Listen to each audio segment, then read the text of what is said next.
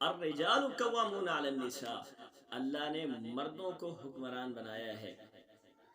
اب کوئی عورت کسی سے زیادتی کرتی ہے تو اس پہ تو یہ کوئی بھی نہیں اٹھتا، کوئی مارچ نہیں کرتا کہ یہ عورت نے زیادتی کی ہے۔ وہاں پر وہ میڈیا اینکریں بھی ساری پہنچ جاتی ہیں جب کسی عورت پہ تیزاب پھینکا جاتا ہے یا جب کسی عورت کو مارا جاتا ہے، وہاں پر یہ سارے تحفظات لے کے پہنچ جاتی ہیں۔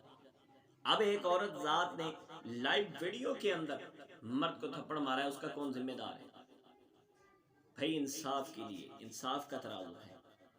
کہا جاتا ہے، کہتی ہے جی میرے باپ کو گالیاں نکالتا، باپ کو گالیاں نکالی ہیں، مجھے گالیاں نکالی ہیں۔ وہاں پہ کام ہی تمہارا یہ ہے، پوری دنیا گالیاں نکال رہی ہے، پوری دنیا گالیاں دے رہی ہے، وہاں پہ تمہیں اعتراض نہیں ہے، اور وہاں پہ اس نے اگر کوئی باتیں کہہ دی ہیں تو پھر اس پہ اعتراض ہے اور اس پہ منہ پہ تھپڑ مارنے پہ چلی گئی۔ کہاں گئے وہ سارے ایکٹ؟ کہاں گئے وہ تحفظات؟ کہاں گئی وہ مارچ کرنے والی آنٹیاں؟ وہ اب جواب دیں کہ ایک عورت نے زیادتی کی ہے مرد پر ہاتھ اٹھانے کی، کیا یہ اجازت ہے اس بات کی؟ اسی لیے اسلام نے کہا الرجال قوامون علی النساء، کہ مردوں کو حکمران بنایا ہے، کیونکہ مردوں کے اندر برداشت کرنے کا مادہ زیادہ ہوتا ہے، وہ چیز کو برداشت کر سکتے ہیں، باتوں کو برداشت کر سکتے ہیں۔ عورت میں اتنا برداشت کا مادہ نہیں ہے، اور یہ تمام تر معاملات اسی وقت مارد وجود میں آتے ہیں۔ ہمیں سمجھنا چاہیے، ہمیں انصاف کرنا چاہیے۔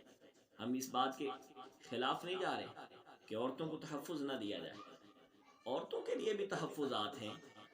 اسلام نے ان کی حفاظت کے لیے جتنے قوانین مقرر کیے ہیں، مردوں کے لیے اتنے قوانین ہی نہیں ہیں۔ ذرا قرآن کی تعلیمات پہ دیکھیں تو صحیح، قرآن کی تعلیمات کو پڑھیں تو صحیح، انہیں پتہ چلے کہ عورتوں کے تحفظات کے لیے قرآن مجید میں اللہ تبارک و تعالیٰ نے کتنی احتیاطیں واضح کی ہیں، کتنی چیزیں بیان کی ہیں، اور رسول اللہ صلی اللہ علیہ وسلم اور ذات کے متعلق کتنے احکامات صادر کرتے گئے ہیں۔ آپ علیہ الصلاۃ والسلام نے ہمیشہ عورت ذات کی تعریف فرمائی ہے، بچپن سے لے کر بڑھاپے کی عمر تک۔ دکھائیے کہیں پہ نبی صلی اللہ علیہ وسلم نے فرمایا ہو کہ اولاد میں اگر بیٹا ہو تو بیٹا ہونے، بیٹے کی پرورش کرنے والا، بیٹے کی پرورش کرنے کے بعد اس کی شادی بیاہ کرنے والا، اس کو اللہ جنت۔ یہ چیزیں اللہ کے نبی نے عورتوں کے لیے بیان کی کہ جس گھر میں بیٹی ہو وہ بیٹی کی پرورش کریں، اچھا رہن سہن، کھانا پینا دے، اور اس کے بعد پھر اس کی شادی کر دیں، تو ایک نہیں دو ہوں تو کل قیامت کے دن یہ اللہ کے ہاں جہنم سے بچاؤ کا سبب بن جائیں گے۔ تو یہ چیزیں ہمیں سمجھنی چاہیے، ہمیں ان چیزوں کو دیکھتے ہوئے یہ تمام تر معاملات طے کرنے پڑیں، ایسا نہ ہو کہیں ہم اپنے اعمال ضائع کریں۔ قرآن و سنت کو سمجھیے، اس کے بعد آپ فیصلہ کیجیے۔ ایک طرف میڈیا جس طرف منہ کرتا ہے اس طرف ساری دنیا کا منہ ہو جاتا ہے، جی ادھر مار پڑی ہے، ملالہ کا مسئلہ آیا تھا ساری دنیا ادھر کو چل پڑی، ملالہ نے اسلام کے متعلق کوئی بات کر دی تو کہا ملالہ ہیرو ہے، اسلام کی ہیرو ہے، اسلام کی اسکالر ہے۔ اب اس نے دوسرا فتویٰ دے دیا، اس نے کہا جی شادی نہیں ریلیشن شپ، تو اب سارے ملالہ کے خلاف۔ میڈیا ہے ہمارا، جس طرف ہمارا رخ موڑ دے ہم بھی اسی طرف جا رہے ہیں۔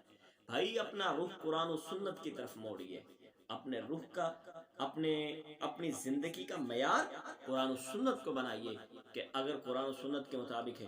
یہ نہیں ہے کہ اب ایک ساری زندگی نافرمانی کرنے والا ہندو ہے، وہ اذان کے لیے کھڑا ہو جاتا ہے تو مسلمان اسے جنت میں پہنچا دیتا ہے، جنت کی بشارتیں دے رہے ہوتے ہیں، اور جہاں پہ ایک عالم دین سے کوئی غلطی سرزد ہو جائے اس عالم دین کو جہنم میں پھینکنے والے ہوتے ہیں۔ اور یہ سوشل میڈیا ہے، یہ سوشل میڈیا کے اندر یہ تمام تر پروپیگنڈے کیے جاتے ہیں۔ یہ تو کبھی کسی نے نہیں کہا کہ اس عالم دین نے اذان کی تعریف کی ہے، اذان کی عزت کے لیے کھڑا ہو اور اس کے لیے سوشل میڈیا پر ایک بہت تحریک چل گئی ہو کہ جی بہت اچھا عالم دین ہے جی، یہ تعریف کرتا ہے جی، یہ اذان کا خیال کرتا ہے۔ یہ سارے معاملات آپ جائیے، یوٹیوب کھولیے، فیس بک کھولیے، آپ ساری سوشل میڈیا کھول کے دیکھیں اور اس پہ دیکھیں، وہاں پہ کئی دفعہ آیا ہوگا سلمان خان کے بارے میں لکھا ہوگا، سلمان خان اذان ہو رہی ہے تو وہ کھڑا ہو گیا اپنے شو کے اندر، یہ نہیں دیکھا اس کا نظریہ عقیدہ کیا ہے، اور مسلمانوں نے اس کے متعلق کتنے کمنٹس پاس کیے ہوئے ہیں کہ اسے جنت کا سرٹیفکیٹ دے چکے ہیں۔ یہ چیزیں کبھی مسلمان مردوں کے لیے، مسلمانوں کے علماء کے لیے کیوں نہیں کہیں؟ ان علماء کو ساری زندگی قرآن و سنت کی حفاظت کرتے، زندگی دے جاتے ہیں، ان کو یہ باتیں کیوں نہیں کرتے؟ ان سے یہ کیوں باتیں نہیں کہتے؟ المیہ ہے، سمجھیے قرآن و سنت کے جو حفاظت کرنے والے ہمارے علماء ہیں ان کی قدر کیجئے، ان کا احترام کیجئے، اور اپنی فتووں سے پرہیز کرتے ہوئے قرآن و سنت کی طرف رجوع کیجئے۔